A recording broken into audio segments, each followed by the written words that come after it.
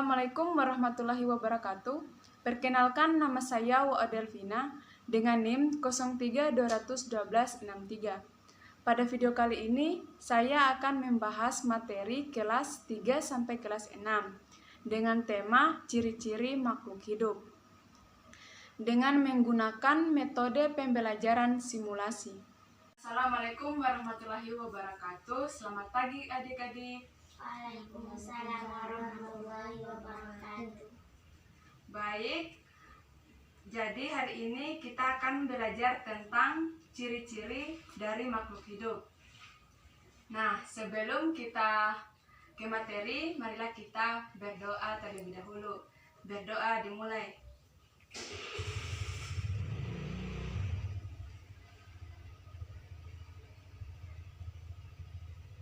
Berdoa selesai.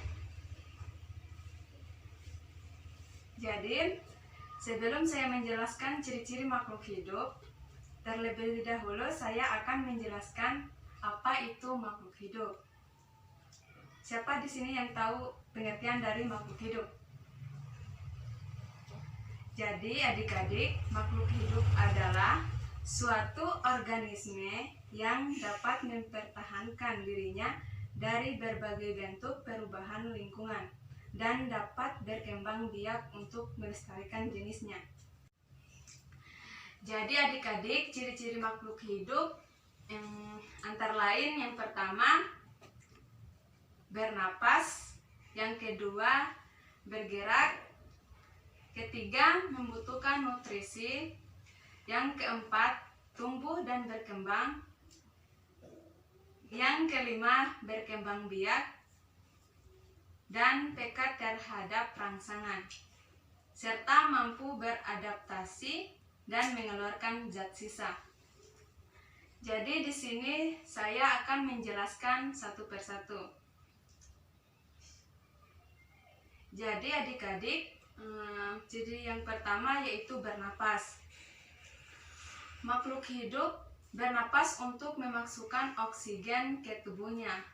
Oksigen itu nantinya akan digunakan dalam proses metabolisme. Hasil dari metabolisme itu adalah mengeluarkan karbon dioksida atau CO2 yang bersifat racun sehingga harus dikeluarkan dari tubuh. Jadi adik-adik, bernapas dapat dikatakan sebagai proses menghirup oksigen dan mengeluarkan karbon dioksida.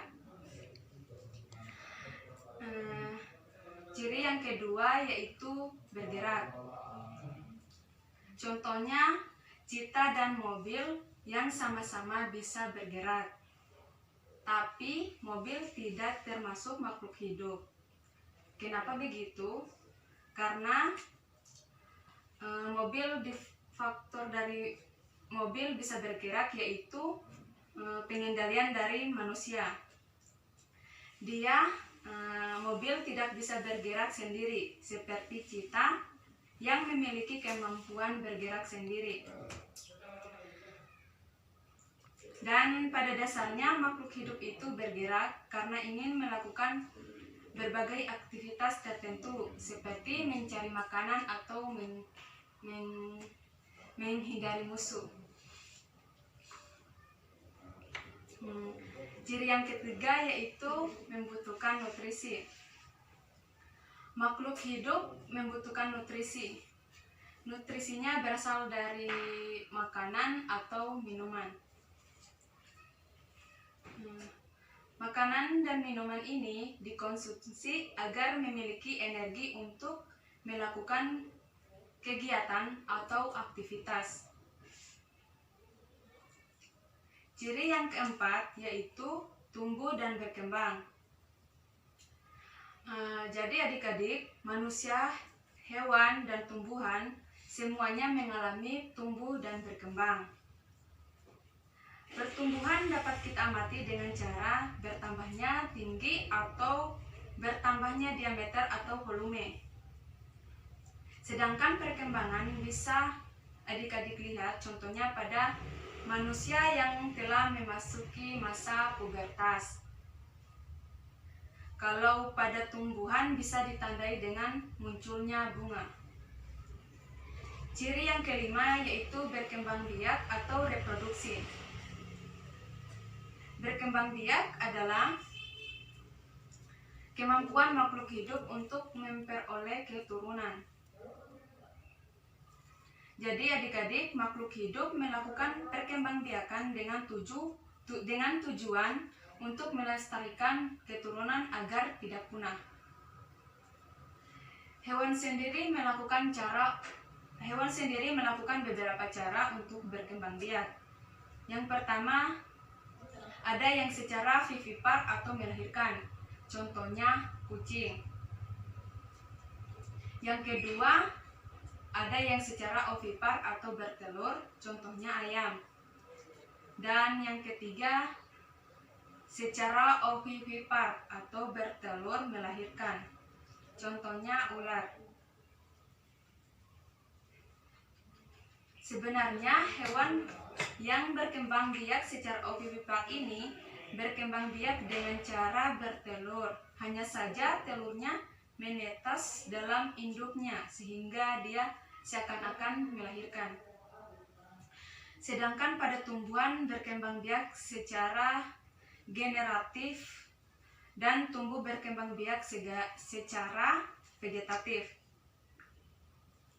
Untuk generatif sendiri, tumbuhan berkembang biak dengan biji, sedangkan tumbuhan berkembang biak yang secara vegetatif stolon, rizoma, tunas ataupun umbi.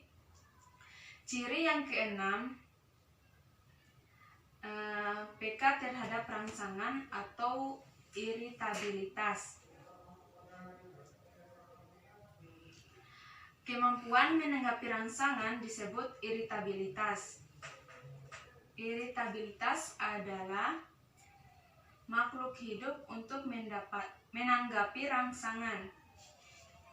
Rangsangan dapat berupa sentuhan atau cahaya matahari.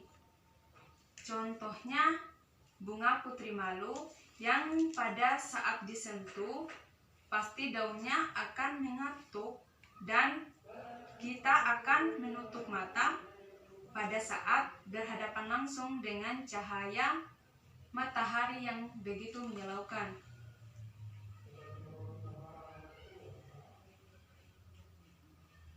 Jadi adik-adik, makhluk hidup itu PK terhadap rangsangan. Yang selanjutnya, mampu beradaptasi. Adaptasi adalah proses penyesuaian makhluk hidup terhadap lingkungannya.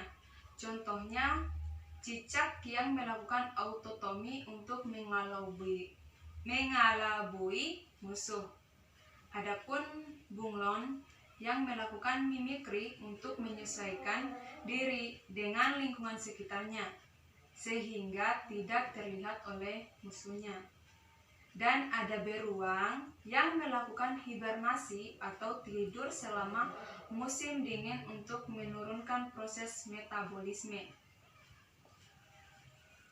Dan yang terakhir, mengeluarkan zat sisa. Dalam proses metabolisme menghasilkan zat sisa. Zat sisa bersifat racun sehingga harus dikeluarkan dari dalam tubuh. Contohnya mengeluarkan urin atau mengeluarkan keringat. Baiklah adik-adik, itulah ciri-ciri dari makhluk hidup. Jadi materi hari ini cukup sekian, dan pertemuan minggu depan kita akan membahas tentang sumber energi dan perubahannya.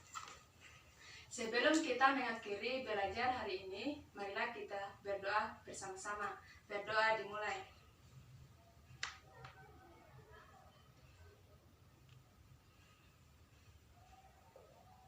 Berdoa selesai.